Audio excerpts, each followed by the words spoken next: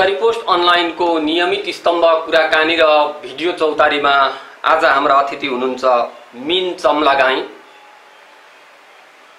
उहाँ संघीय लोकतान्त्रिक राष्ट्रिय मञ्च अन्तर्गतको संघीय लिम्बुवान मञ्चका केन्द्रीय सदस्य हुनुहुन्छ र लामो राजनीतिक जीवनको कुरा गर्ने हो भने उहाँको वामपन्थी आन्दोलनमा गुज्रेको देखिन्छ र वामपन्थी आन्दोलनबाट उहाँ आफ्नो राजनीतिक यात्राको क्रममा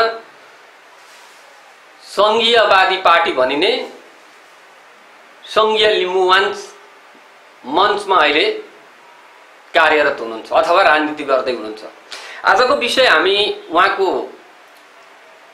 अघिल्लो राजनीतिक यात्रा जुन मैले भने वामपन्थी आन्दोलनको र पछिल्लो राजनीतिक यो कर्म लिम्बुवानमा रहेर यसै विषयमा रहेर केन्द्रित गर्न गइरहेका छौं र सर्वप्रथम मिनजी कार्यक्रममा यहाँलाई स्वागत छ। धन्यवाद। अलिकति तपाईको पछिल्लो पृष्ठभूमिमा जाउँ। तपाई एउटा लामो वामपन्थी आन्दोलनसँग जोडिएर आउनु भएको एउटा मान्छे, समयको कालखण्डमा तपाई कसरी एउटा संघीयवादी पार्टी अथवा एउटा लिम्बुवान मञ्चमा एउटा झट्ट हेर्दाखेरि एउटा क्षेत्रीय स्तरमा केन्द्रित रहेको राजनीतिक पार्टीमा गएर तपाई जोडिनु?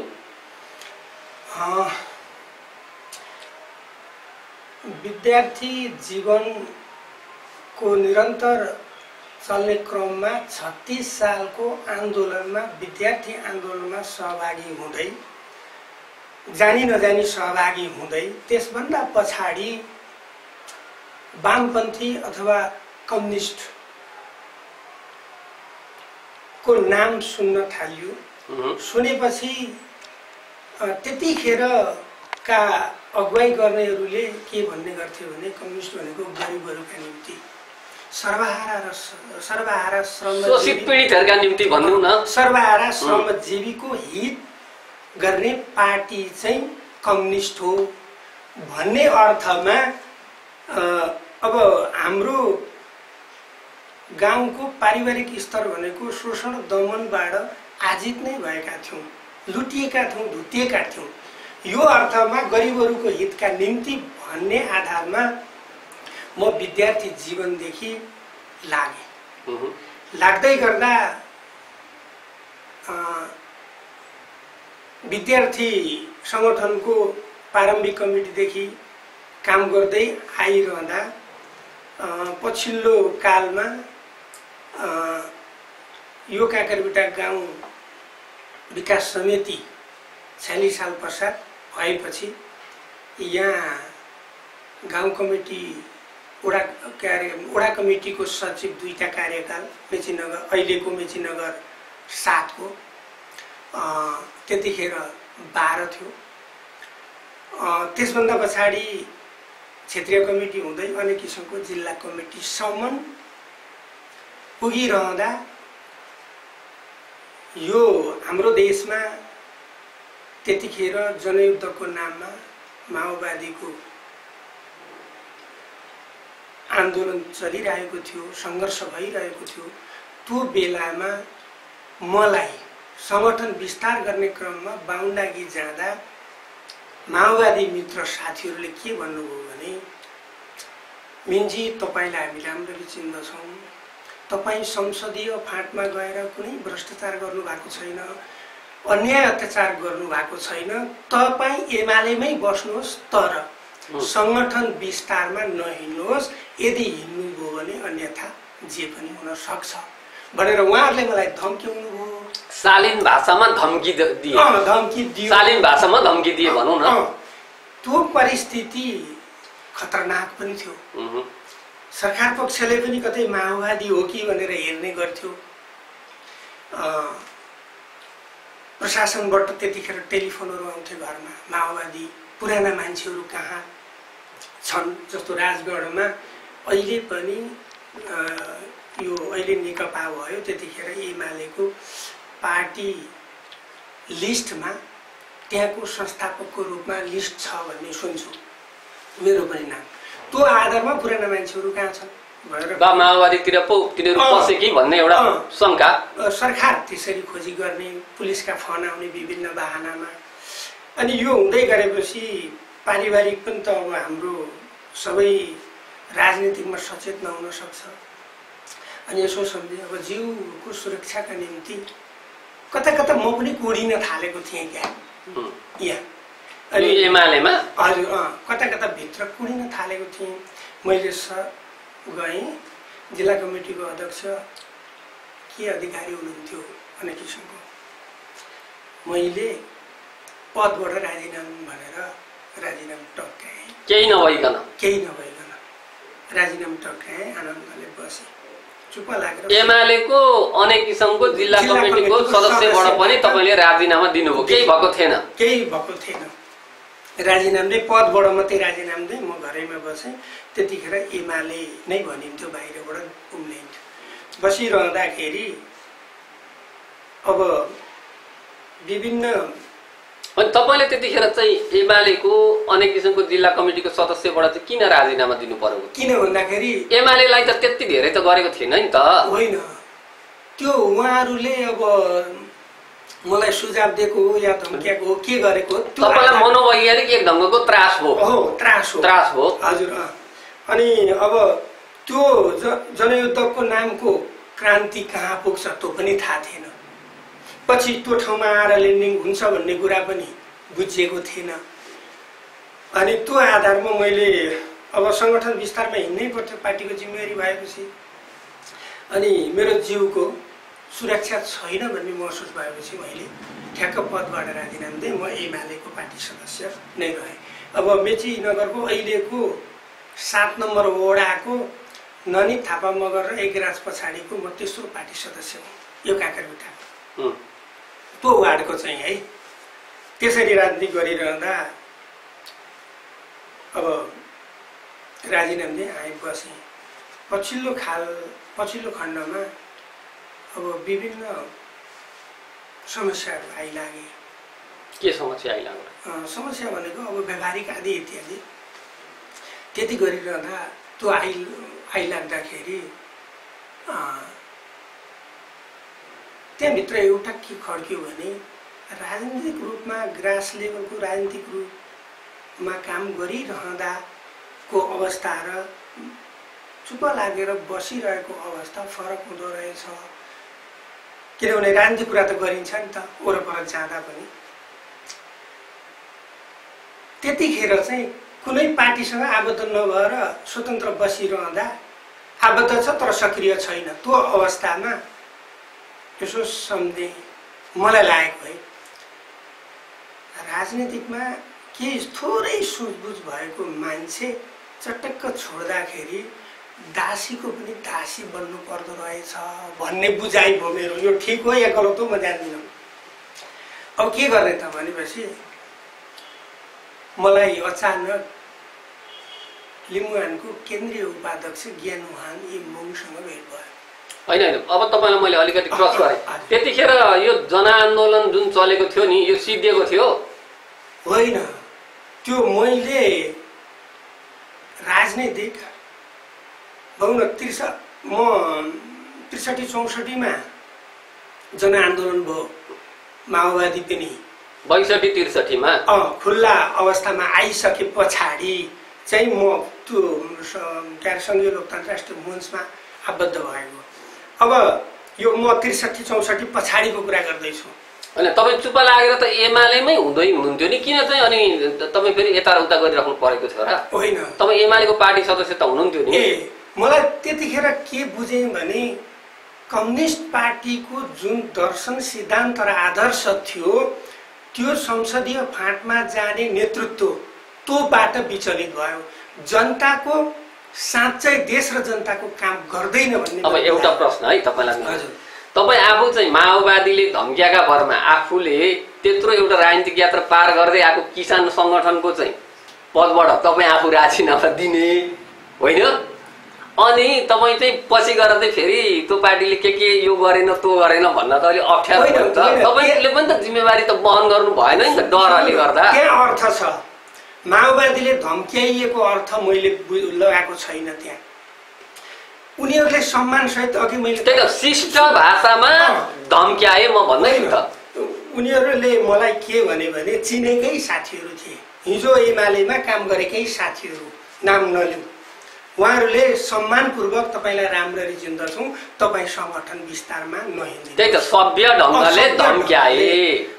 मलाई लाग्छ उनीहरूले मलाई सम्मानित तरिकाले तपाईँ चुप लागिदिनुहोस् भनेको हो। मैले बुझाइ चाहिँ धम्क्याएको हो या सम्मानित तरिकाले उहाँहरूले मलाई भन्नुभएको भन्ने दुईटै अन्दाज अड्कल गर्न चाहिँ सकिन्थ्यो। तर माओवादी मित्रहरूले मलाई काहीँ अवरोध चाहिँ त्यही एउटै कुरा मात्रै हो, काहीँ कतै हिँड्दा डुल्दा गफ गर्दाखेरि अवरोध काहीँ गरेनन्। ठिक छ, अब तपाईँ त्यसपछि पार्टी सदस्य रहनुभयो, एमालेको चुप्पा लागेर बस्नुभयो, त्यसपछि तपाईँ सम्पर्कमा पार्टीको फेरि जानुभयो अथवा आफूले सक्रिय राजनीतिमा लग्नुभयो कि लिम्बुवानका मान्छे ल्याएर भेटेपछि यताको भनेर? यसो म यहाँ अलिकति गर्छु, मलाई भित्र कुडिन थालेको थियो भनेर मैले भने नि। के कारणले भन्दाखेरि कम्युनिस्टहरूको बोली र काम गराइमा फरक, व्यवहारमा फरक पाउन थाले। अनि हामी चाहिँ हिजोको कम्युनिस्टहरूको अनुशासनमा बस्नुपर्छ, माओ सितमका 5 वटा अवधिका नियमहरू भनिन्थ्यो। जनतालाई हप्की र धप्की हामी त गर्दैनौँ, जनतासँग नम्र सियो र धागो सम्म लिँदैनौँ भन्ने जुन एउटा अवधको नियम थियो, त्यो नियम त्यहाँ छैन। अनि बाली र नाली बिगार्ने काम हामी त गर्दैनौँ। यो थियो नि मलाई चाहिँ कम्युनिस्ट पार्टीले तत्कालीन तपाईँहरूको कम्युनिस्ट पार्टीले आफ्नो विचारहरूबाट ऊ चाहिँ बाहिर गएको थियो, बाहिर गइसकेको मलाई त्यो महसुस भएपछि जुन संस्कार थियो नि नेपालमा, शाहकालीन, राणाकालीन, प्रजातन्त्रकालीन र लोकतान्त्रिक गणतन्त्रकालीन, ठ्याक्कै त्यहाँदेखि अहिलेसम्म नेतृत्व अथवा राजनीतिक पार्टीहरूको स्वभाव ठ्याक्कै त्यही छ। पात्र फेरिए, प्रवृत्ति फेरिएन। शोषण, दमन, अन्याय, अत्याचार पहिला अर्काले गर्थे अर्को व्यवस्थाका नाममा, पछि अर्काले गर्न थाले अर्को व्यवस्थाका नाममा, त्यही नै देखिन थाल्यो। अनि मलाई के खड्क्यो भने नि, मैले 68 सालको एउटा मासिक पत्रिका म कहाँ अहिले पनि छ, ऋषिराज देवकोटाका छोरा, जसलाई 36 सालमा पञ्चायती शासकहरूले ऋषिराज देवकोटालाई आजाद भन्ने सिन्धुलीका मारे। सुभाष देवकोटा हुनु उनको छोराको नाम हो। उहाँले त्यो सुभाष देवकोटाले लेखेको लेख मसँग अहिले पनि पत्रिका छ, 68 सालको पत्रिका, मासिक पत्रिका। त्यो त्यतिखेर कहिलेले 68 सालमा ल्यायो होला, त्यतिखेर यसो हेर्दाखेरि साँच्चै व्यवहार त्यही छ। भनेपछि यहाँ के थियो भने माओवादी 10 वर्ष जनयुद्ध पछाडि शान्ति सम्झौता गरेर राजनीतिको मूलधारमा आइरहँदा र त्योभन्दा अगाडि प्रत्यक्ष अप्रत्यक्ष रूपमा सत्तामा कम्युनिस्ट एमाले, छोटकरीमा भन्दा कम्युनिस्टहरू कम्युनिस्ट जस्ता रहेनन्। अब तपाईँको लिम्बुवानको यात्राको कुरा गरौँ न। रहेनन्। लिम्बुवानमा तपाईँले के त्यस्तो देख्नुभयो? त्यहाँ चाहिँ विधि पद्धति, त्यहाँ चाहिँ परिवर्तन मुक्तिकामी के चाहिँ कसरी त्यत्रो वर्ष चाहिँ तपाईँ वामपन्थी आन्दोलनमा लाग्नुभयो? लागिसकेपछि एउटा चाहिँ कतिपयले आरोप लाउँछन् एउटा जातिवादी सङ्गठनबाट तपाईँ प्रवेश गर्नु हो। अब म यहाँनिर आएँ, अब कम्युनिस्ट पार्टीको चरित्र मन परेन, कम्युनिस्टका नाममा जनता ठग्ने, देश लुट्ने काम भयो भन्ने बुझाइले मैले चट्टकै छोडे। क्रान्तिको अर्थ पनि आफूलाई परिवर्तन हो भन्ने बुझेको मान्छे नै हुँ जस्तो लाग्छ। क्रान्ति भनेको बन्दुक हान्ने, गोली हान्ने, मार्ने होइन। क्रान्तिको अर्थ परिवर्तन हो, नयाँ खोज गर्दै जाने भन्ने बुझेको है मैले। त परिस्थितिले के त्यतिखेर निम्त्याउँछ त्यो पनि गर्ने हो। त्यतिखेर अब अलिकति विचलित अवस्थामा थिएँ। पार्टीका साथीहरूले पनि यो पदबाट राजीनामा दिएको, अस्ति सङ्कटकालमा चुप्पा लागेर बस्यो भनेर याद गर्न छोडे। अब त्यो छोडेपछि एक्लो महसुस भयो। अनि पुरानो सँगै पढेको साथी लिम्बुवानको केन्द्रीय उपाध्यक्ष भेट भयो। अनि व्यवहारिक कुराहरू पनि गरियो, मनोरञ्जन गरियो। अलि आक्रोशित पनि बन्यो होला त्यतिखेर म भनेपछि ल पुरानो साथीहरू एक ठाउँ बसौँ न त आइज भन्यो। अनि तिमीहरूको दर्शन सिद्धान्त के छ? 20 बेगरको साफ र 1 बेगरको मान्छे काम लिँदैन, पार्टीको दर्शन सिद्धान्त चाहिन्छ। त्यो दर्शन सिद्धान्त नहेरी कसरी आउने, के आधारमा आउने भने अनि मलाई उनीहरूसँग भएको केही दस्तावेजहरू दिए, ल्याएर पढेँ। भेट्नुभयो? विचार सिद्धान्त दर्शन भेट्दाखेरि के रहेछ त्यस्तो? तपाईँलाई तपाईँको मनै चाहिँ ठ्याक्कै गरेर ठ्याक्कै मलाई पक्रिने। त्यहाँ यसो पढ्दै गएँ अनि लिम्बुवान भन्छ नि, म लिम्बुवान भन्दिनँ, लिम्बुवान भन्छु। वास्तविक त्यो लिम्बू जाति भन्छौँ हामी, लिम्बू आफैमा जात होइन, उनीहरूको जात भनेको याकथुम्बा हो। लिम्बुवान चाहिँ लिम्बू भाषामा याकथुम्बा भनेको लिम्बू हो, लिम्बुवान भनेको त भौगोलिक एउटा चाहिँ नि ऐतिहासिक नाम हो, त्यसमा कन्फ्युज हुनु पर्दैन। पछि आउँला अहिले पढौँ भने अहिले म पछि आउँला। अनि उहाँहरूको पढे ठुलो दर्शन, ठुलो अब ठुल्ठुला पुस्तकहरू त थिएनन्, सामान्य घोषणापत्र, पार्टीको प्रतिवेदनहरू त्यो दिए। अनि साना साना पुस्तकमा ऐतिहासिक कुराहरू लेखेको दिँदाखेरि त्यहाँ पहिचान अस्तित्वको कुरा आयो। पहिचान अलिक गम्भीर रूपमा मैले पहिचानको बारेमा सोचेँ, अस्तित्वको बारेमा सोचेँ।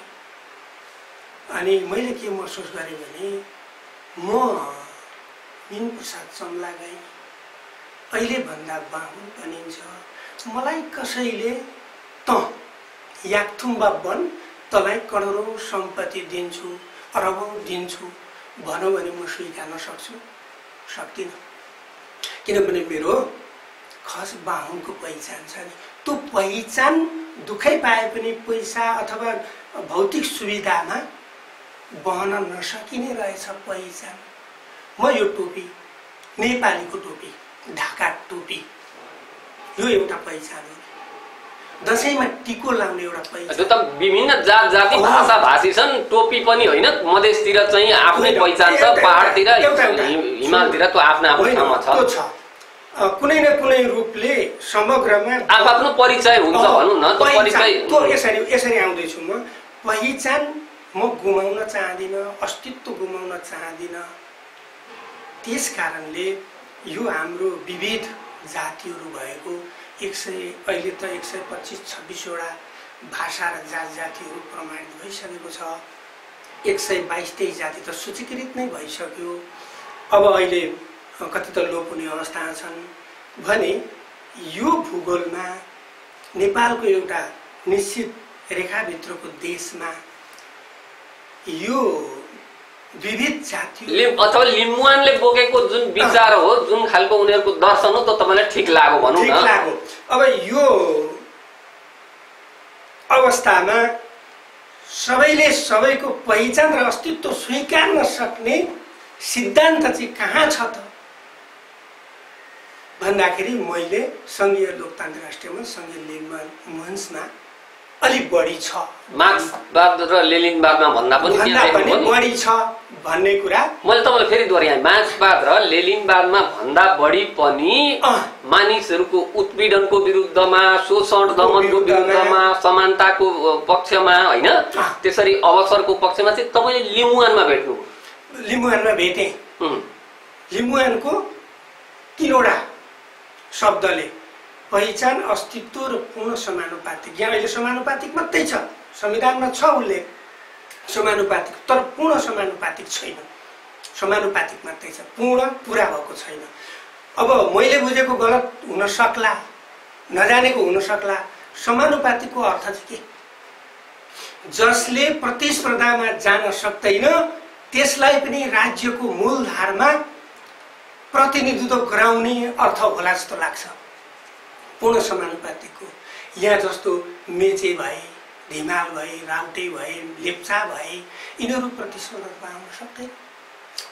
तपाईँलाई मैले एउटा बिचमा एउटा जिज्ञासा, तपाईँ त्यत्रो एउटा चाहिँ मूलधारको राजनीतिक दल छोड्दा तपाईको त्यो बिचको किसान सङ्घको पदबाट दिएको राजीनामा अनि पार्टीले नगरेको पार्टीका स्थानीय नेता भनौँ होइन, स्थानीय कार्यकर्ता आफ्नै साथीभाइ कमरेडहरूले भन्छन् उनीहरूले गरेको व्यवस्थाले तिमीहरूलाई पनि म देखाइदिन्छु भनेर त पस्नु भएको होइन लिम्बुवानमा? त्यस्तो होइन, त्यो मलाई तिमीले याद नगर्ने यस्तो, किनभने त्यति लामो कम्युनिस्ट यात्रा गरेको मान्छेले तपाईँले कसरी पलट खानुभयो कि मार्क्सवाद लेनिनवादमा भन्दा पनि बढी स्वतन्त्रता र समानता चाहिँ त्यो लिम्बुवानमा छ, जो भर्खर खुलेको एउटा राजनीतिक क्षेत्रीय पार्टी थियो। कतिपयले आरोपै लगाउने कुरा गरेर त लिम्बूहरूको मात्रै हो पनि भन्थे। म त्यहाँ पनि आउँछु।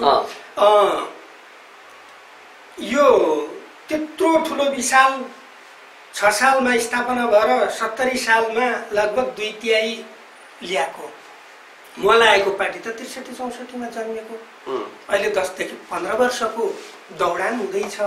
त्यही पनि बिचमा चाहिँ 17 पल्ट जति फुट्दै र जुड्दै गरेको छ।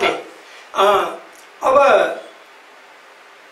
यसमा तपाईको यत्रो ठुलो दर्शन सिद्धान्त बोकेको संसार दुईटा खेमामा छ, पुँजीवादी समाजवाद र साम्यवादी। समाजवादको नारा लिएर पुँजीवाद र साम्यवादीको संसारमा द्वन्द्व छ, टक्कर चलिरहेको अवस्थामा म यो साम्यवादी पाटोमा थिएँ, त्यो छोडेर सङ्घीय धारमा लागे। अब किन लाग्ने भन्दाखेरि मैले नेपालको अवस्थालाई हेरेँ। म त्यत्रो अन्तर्राष्ट्रिय राजनीति गर्न सक्ने हैसियत त होइन नै, त्यत्रो पढालेखा विद्वान पनि होइन। यहाँ लागिरहँदाखेरि नेपालको भूगोललाई मैले हेरेँ। एउटा उदाहरण प्रस्तुत गर्छु। यो झापा जिल्लामा हामी राई, लिम्बू, क्षेत्री, बाहुन, मधेस, थारू, राजवंशी नै छौँ नि अहिले। यो भूभागमा उदाहरणको निम्ति सबै बङ्गाली भयो भने यो भूभाग के हुन्छ? क्वेसन मेरो। र देश बचाउने भनेको त्यो देशका जनता नै हुन् भन्ने बुझेँ। त्यो देश बचाउनका लागि त्यहाँ बसोबास गर्ने जनता जुनसुकै जातिको भए पनि उसँग राष्ट्रियता कति छ, देशप्रेमको कुरा गरौँ, देशप्रेमको कुरा कति छ भन्ने कुरै हो। त्यसले गर्दाखेरि यो देशमा जब मुलुक सङ्घीयतामा गयो नि होला 2/3ले 7 प्रदेशलाई स्वीकार्यो, हामीले स्वीकारेका छैनौँ। हामीले 10+1 भनेका छौँ। 7 प्रदेशले त मुलुकको अर्थतन्त्र यो ढङ्गले चाहिँ तपाईँको ध्वस्त भइराखिरहेछ। हुँदैन।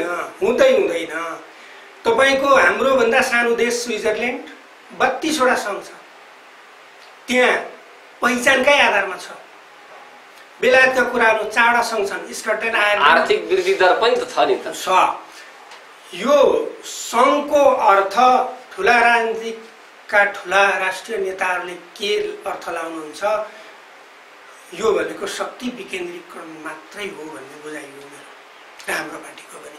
शक्तिलाई तल्लो निकायमा विकेन्द्रीकरण गरिदिने अधिकार दिने भन्ने नै हो। अब धान्न नसक्ने कुरा 7 वटा हामीले यो कुरामा स्वीकार गरेका छैनौँ। हो, हामीले चुनावमा भाग लियौँ, यो संविधानलाई केही बुँदाहरूमा परिवर्तन गर्नुपर्छ, संविधान संशोधन गर्नुपर्छ, केही बुँदामा मात्रै भनेका छौँ हामीले। सबै संविधानलाई नराम्रो छ भनेर भनेका त छैनौँ। अब 7 वटा प्रदेश र हाम्रो पार्टीको चाहिँ 10+1 भन्छौँ हामी। 10+1 अझै टुक्र्याउने कुरो होइन, 10+1। यसमा के भन्छौँ हामी भने अब मैले त यो मिडियाबाट प्रष्टै भन्नुपर्छ नि, अरूलाई त्यसो भनेको होइन। पूर्वको लिम्बुवानदेखि पश्चिमको खसान, दक्षिणको मिथिला भोजपुरादेखि उत्तरको शेर्पासम्मलाई राज्यले, मुलुकले सम्बोधन गरे, 10+1लाई सम्बोधन गरे। यो हाम्रो नेपाल देशमा 100 वर्ष होइन 1000 वर्षसम्म द्वन्द्व हुँदैन भन्ने हाम्रो निष्कर्ष छ, हाम्रो पार्टीको निर्णय छ। 10 वर्ष होइन, 100 वर्ष होइन 1000 वर्षसम्म। किनभने पूर्वको 9 जिल्ला लिम्बुवान, खमुवान, तामसालिङ, नेवा, मगरा, तमुवान, खसान, मिथिला भोजपुरा, शेर्पालु र गैर भौगोलिक क्षेत्र भन्छौँ 10+1 भनेको चाहिँ हाम्रामा हामी भन्छौँ दलित भन्दैनौँ, हामी शिल्पी भन्छौँ, शिल्पकार भन्छौँ, सिप हुने मान्छेहरू उहाँहरू देशभरि छरिएर रहनु भएको छ। उहाँहरूलाई देशभरि गैर भौगोलिक क्षेत्र भनेको निश्चित तोकिँदैन, देशभरि उहाँहरूका लागि देशैभरि बक्सा रहन्छ चुनाव। 7वटा प्रदेशले त मुलुकको जुन नेपालको चाहिँ एउटा आफ्नो उत्पादनको क्षमतालाई हेर्दाखेरि 7 प्रदेशले थेगी खान नसक्ने अवस्था भइरहेको छ। एक दोस्रो कुरो, कतिपयले भन्छन् पछिल्लो समयमा आएर यो नेपालमा चाहिँ जात जाति भाषा भाषी बीच एउटा बजाउने काम चाहिँ कतिले भन्छन् बाह्य शक्तिका कारणले भइरहेको छ। तपाईहरु भन्दै हुनुहुन्छ 7 बमले मात्र पुग्दैन, अझ 11 बनाउनु पर्छ। यो त झन् पुर्याउने हैन। यो अन्तर्राष्ट्रियले अदृश्य रूपमा भनौँ होला, तर अहिले भएका ठुला पार्टी भनौँदाहरूका नेतृत्वले चाहिँ जातीय आरोप लागेको छ। हाम्रो प्रष्ट रूपमा जातीय लिम्बुवान हुँदाखेरि म याकथुमबाट होइन, याकथुममा होइन, म मिन प्रसाद चम्लागाई एउटा लिम्बुवान भित्रको एउटा चम्लागाई हो हैन। बाहुनै भए पनि म केन्द्रीय कमिटीमा 15 जना छौँ हामी। पनि को कति छ भन्ने कुरा भन्दाखेरि पनि त पार्टीको नीति कार्यक्रम र सिद्धान्तमा भर पर्ने कुरा हो। जातीय नारा लाउँदाखेरि उहाँहरूले जबरजस्ती लगाइएको हो। कम्युनिस्ट पार्टीको नेतृत्व पुष्पकमल दाहाल प्रचण्ड, खड्गप्रसाद ओलीले गर्नुभएको छ। उहाँहरूको बाहुनहरूको पार्टी हुन्छ। शेरबहादुर देउवा एकजना छेत्रीको छोरो हुनुहुन्छ, उहाँले गरेको काङ्ग्रेस चाहिँ छेत्रीको हुन्छ। अनि एउटा पूर्वको याकथुम्बाको छोरो कुमार लिङदेन भन्ने मान्छेले नेतृत्व गरेको पार्टी चाहिँ लिम्बुहरूको हुन्छ। यो अर्थको अनर्थ लाउनु भएको उहाँहरूले बुझ्नु भएको होइन भन्ने लाग्छ मलाई। त्यसले गर्दाखेरि त यो देशको नेतृत्व गर्न एउटा याकथुम्बाले नपाउने, खसले नपाउने, मिथिला भोजपुराले नपाउने, शेर्पाले नपाउने, ताम्सालिङ नेवा यी कसैले पनि नेतृत्व सक्षम नेतृत्व आउँछ भने यो देशका निम्ति गर्न पाउने हो भने त अधिकार त छ नि। ठिक छ, तपाईलाई लिम्बुवानको नीति कार्यक्रमहरू मन पर्यो, आफ्नो अस्तित्व र पहिचान यसबाट चाहिँ नि हुन्छ भन्ने लाग्यो, तपाईँ त्यो पार्टीमा लाग्नुभयो होइन। तर यही पार्टीको यो लिम्बुवानकै इतिहास हेर्ने हो भनेदेखि सायदै नेपालमा बरु ठुला पार्टीको इतिहासमा यति छैन होला, एउटा कम्युनिस्ट पार्टी बाहेक। यो लिम्बुवान धेरै फुटेको फुट्दै हामी केही गर्छौँ भनेर चाहिँ ठुलो तमास पनि गर्छन् कहिलेकाहीँ, फेरि उनीहरूको जतिको फुट्न चाहिँ जानेका छैनन्। सम्भव हुन्छ त ठेक्छन् त यिनीहरूले। अब यसो छ, जो 11 प्रदेशको कुरा गर्दैछन् आफै चाहिँ ठेगानमा चाहिँ लागेर एउटा पार्टी बनाउन सकेका छैन। अब यसमा अहिले के छ भने दर्ता भएको पार्टी हामीले एकजना प्रदेश सभासद पठाएका छौँ, एकजना विष्णु तुम्बाके हुनुहुन्छ। अब प्रतिस्पर्धामा जान मत ल्याउन सकिएन र एकजना मात्रै पठाइयो भन्ने कुरा हो। अब कम्युनिस्ट पार्टीको इतिहास हेर्दा कम्युनिस्ट पार्टीहरू फुटेको छैन र। त्यही त मैले अघि भने इतिहासमा फुटेको हेर्मा। तर तपाईहरुको त सुरुमा के हुन्छ भने सत्ता पक्षले यो दर्शन सिद्धान्तभित्रै पर्छ, फुटाउ अनि राजनीति गर भन्ने सिद्धान्त त सबैले बुझेकै छौँ। सत्ता पक्षले अब जन्मिँदै गरेको हुर्किँदै गरेको पार्टी तपाईँको अलिक फस्टाउँछ भन्ने देखेपछि अनेक कुरा प्रयोग गरेर उसलाई फुटाउन खोजिन्छ। त्यहाँभित्र सबै सिद्धान्त र दर्शनलाई अगाडि लैजाउँ अनि देश र जनताका लागि गरौँ भन्ने मान्छेहरू नहुन सक्ला। पार्टीमा त धेरै खाले मान्छे हुन्छ नि त। त्यसले गर्दाखेरि लोभी पापीहरू पनि हुन सक्छन्। लोभ लालसामा फसेर बाङ्गा दर्शन सिद्धान्तलाई बङ्ग्याउन खोज्ने। लिम्बुवानकै आन्दोलनको इतिहासलाई हेर्ने हो भने पटक पटक आन्दोलन गरेर पटक पटक सम्झौता गर्ने पनि गरेको हो। सम्झौता त भएको छ त, तपाईँको 63-64 पछाडि सम्झौता भएको छ। गिरिजासँग सम्झौता हुँदाखेरि लिम्बुवान के अरे बाइपास गरेकै छैन, पछि आएर मात्रै बिग्रेको हो नि त। त्यतिखेर त तपाईँको सर्वदलीय संयन्त्रले तपाईँको अन्तरिम संविधानमा प्रष्ट छ त। यो अहिले पछिल्लो कालमा पो तपाईँको त्यो लागू भएन, त्यहाँका सम्झौताका कुराहरूलाई मान्यता के गर्नु त तपाईँहरूले चाहिँ? होइन, अब यो यथार्थ हो। फेरि पनि हामी सङ्घीय लोकतन्त्र राष्ट्रिय मञ्चले उचाइ पुर्याउन नसकेको कुरा हामी स्वीकार्छौँ। आन्दोलनको उचाइ, राजनीतिक परिवर्तन त आन्दोलनैबाट हुन्छ र जनतालाई जुन दर्शन र सिद्धान्त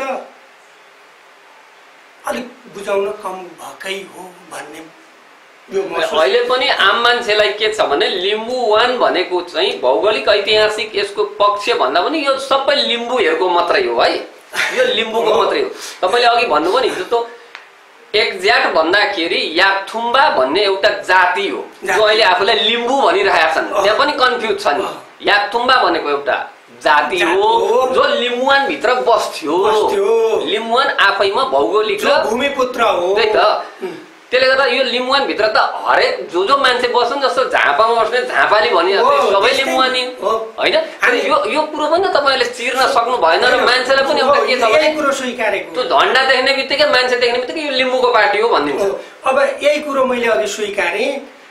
हामी काठमाडौँ सर जाँदा यहाँबाट 20 जातिका मान्छे 10 जातिका मान्छे सँगै गयौँ भने हामीलाई नि यो थरी कसो भन्दैन, झापाली हो। यसरी नै नामाकरण भएको हो। त्यो 6औं शताब्दीदेखिको कुरा हो यो। हेर्नुहोस्, 6औं शताब्दीको इतिहासले चाहिँ त्यसरी बताउँछ। अब यो आरोप भनेको राजनीतिक ठुला पार्टीहरूकै काम हो। मैले अहिले पनि कुनै कार्यक्रममा तपाईँ एउटा पत्रकार, सक्षम पत्रकारको हैसियतले ठुला राजनीतिक पार्टीका नेतृत्वले कुनै पनि कार्यक्रममा सङ्घीयताको बारेमा कति खालका सङ्घीयता हुन्छन्, सङ्घीयता भनेको यो हो भनेर सार्वजनिक रूपमा वक्तव्य दिएका छन्, मैले त सुनेको छैन। सङ्घीयताको व्याख्या विश्लेषणै गर्दैनन्। संसारका धेरै देशमा सङ्घकै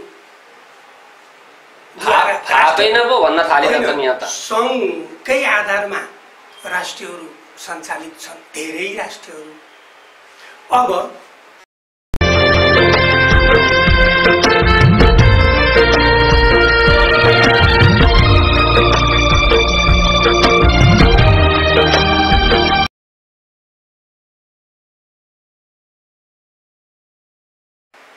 सङ्घको बारेमा यहाँको नेतृत्वले व्याख्या विश्लेषण गर्दैन। ठिक छ, अब पढेर हो या नजाने, हुन त मैले पनि पढेको छैन। अब त्यो रुस फुट्यो भन्छन् नि, जतिखेर रुसले लेनिनको नेतृत्वमा कम्युनिस्ट स्थापना गरे त्यतिखेर अहिले युरोपियन सङ्घ जस्तै बनाएको थियो। होल्डिङ टुगेदर र कमिङ टुगेदर हुन्छ सङ्घमा, सधैँका लागि अथवा केही समयका लागि शक्तिलाई भनौँ न मजबुत बनाइन्जेलीसम्मका लागि भनेर त्यो चाहिँ फरक हो। हाम्रो त्यो अवस्था होइन, हाम्रो टुक्रेर जाने होइन। यो चाहिँ यहाँका आदिवासी भूमिपुत्रहरूलाई पनि राजनीतिको मूलधारमा ल्याउने र सहभागिता जनाउने र सबै आदिवासी जनजातिहरूले पनि यो मेरो देश हो, यहाँ मेरा निम्ति पनि राज्यले दिन्छ भन्ने आधार सिर्जना अस्तित्वको पनि अपनत्व गर्न पाउने। ठिक छ, अब हामी अन्त्यतिर आयौँ होइन। अब तपाईँहरूको पार्टीको कार्यक्रम चाहिँ के छ त? सम्झौता गर्ने, आन्दोलन गर्ने, चुप्प लागेर बस्नुभयो, धेरैचोटि सम्झौता गर्नुभयो, चुप्प लागेर बस्नुभयो। यसो हेर्दाखेरि पहिलेको जुन रफ्तार थियो तपाईँहरूको पार्टी सङ्गठनको, अहिले त्यो रफ्तार पनि देखिँदैन। अब के गर्नुहुन्छ पनि? हामी निरन्तर लागिराखेका छौँ। पार्टीका नीति कार्यक्रमहरू प्रष्ट छन् हाम्रा। हामीले चुनावी घोषणा पत्र, यहाँ अहिले अन्य ठुला पार्टीहरूका घोषणा पत्र हेर्दाखेरि हामी फरक पाउँछौँ। संविधानले दिएर भन्छौँ, संविधान अगाडि बन्यो कि घोषणा पत्र? संविधान बनिसके पछाडि राजनीतिक पार्टीले चुनावी दौडानमा घोषणा पत्र निकाल्छ होइन। संविधानका आधारमा घोषणा पत्र निकाल्नु पर्छ कि फरक निकाल्नुपर्छ? त्यो चाहिँ जनता ढाँट्ने प्रक्रिया मात्रै हो भनेर हामी भन्छौँ। हाम्रो फरक छ। संविधानका केही बुदाहरूलाई स्वीकार्दैनौँ, परिवर्तन हुनुपर्छ, संशोधन हुनुपर्छ भन्छौँ र संविधानका आधारमा घोषणापत्र हामीले निकालेका छौँ चुनावमा। हामी अन्यथा जाँदैनौँ। जनतालाई गर्न सक्ने, दिन सक्ने कुराहरू अनुमान गर्नुपर्छ पार्टी र नेतृत्वले। अब अन्त्यमा है, हामीसँग समय कम छ। अब अन्त्यमा जुन अरुण पूर्वका 9 जिल्ला अब लिम्बुवानी पार्टीकै शब्दलाई सापट्टि लिने हो भने ऐतिहासिक पृष्ठभूमिको आधारमा यो अरुण पूर्वका 9 जिल्ला हाम्रो हो, यो लिम्बुवान हुनुपर्छ, यो आउँछ हुन्छ होइन। यो कालखण्डमा नि अन्य मुलुकहरू हेर्दाखेरि पहिला थोरै सङ्घहरू थियो, पछि जनताले आन्दोलन गरे, सङ्घ दिँदै गयो, बढ्दै गयो। ऊ त्यहाँ गोर्खाल्यान्डको आन्दोलन हामीले सुन्छौँ नि, के पुगेको छैन, रेल छैन, सुविधा छैन, कलेज छैन, खान सबै कुरो व्यवस्था छ नि, तर दिनमा 2 जना मान्छे मर्नुपर्ने किन? ऊ त्यहाँ दार्जिलिङको कुरा। तर भएन नि त गोर्खाल्यान्ड त। सुन्नु न, हुँदैन। तर कुनै समयमा त्यहाँका जनताले आफ्नो पहिचान, अस्तित्व प्राप्त गर्छन्, समय पर्खिनुपर्छ।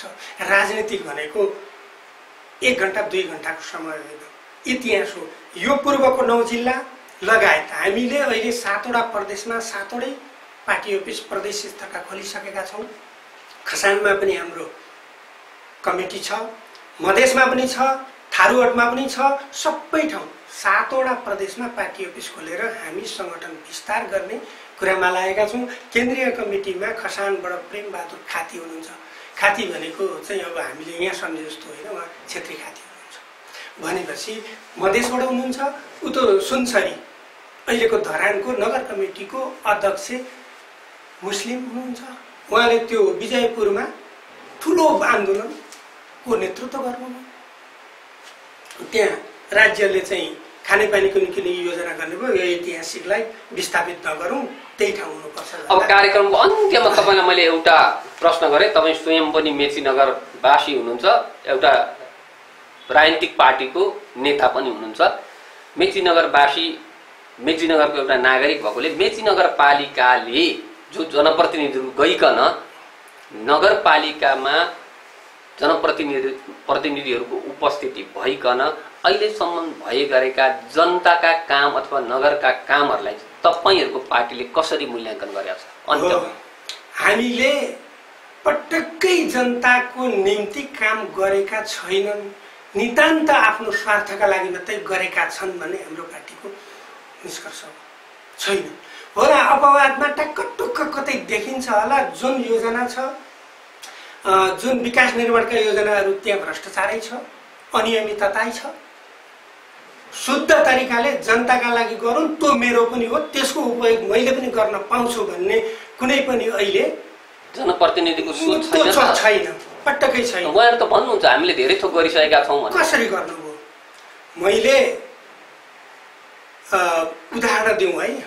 एक ठाउँ हामी कहाँ त्यो कुरा आयो, सिङ्गो नगरपालिकाका जनप्रतिनिधिहरूले अनुगमन गरे, जुन बाटामा बजेट विनियोजित गरियो त्यो बाटामा काम नभइकन आफ्ना पार्टीका मान्छेले आफ्ना जग्गामा सम्पूर्ण योजनाको लगानी गर्यो, फरक भयो।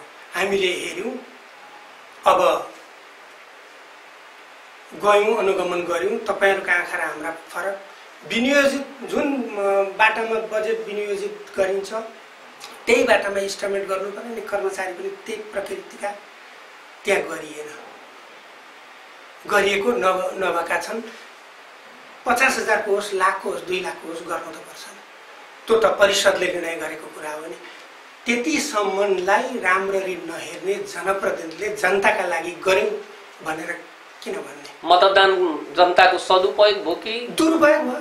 दुरुपयोग भयो। नगरपालिकाभित्र नगरपालिकामा सम्पत्ति नभएको होइन, जनताले अच्छा कर तिरेका छन्। ढाड सेकिएको छ जनताको।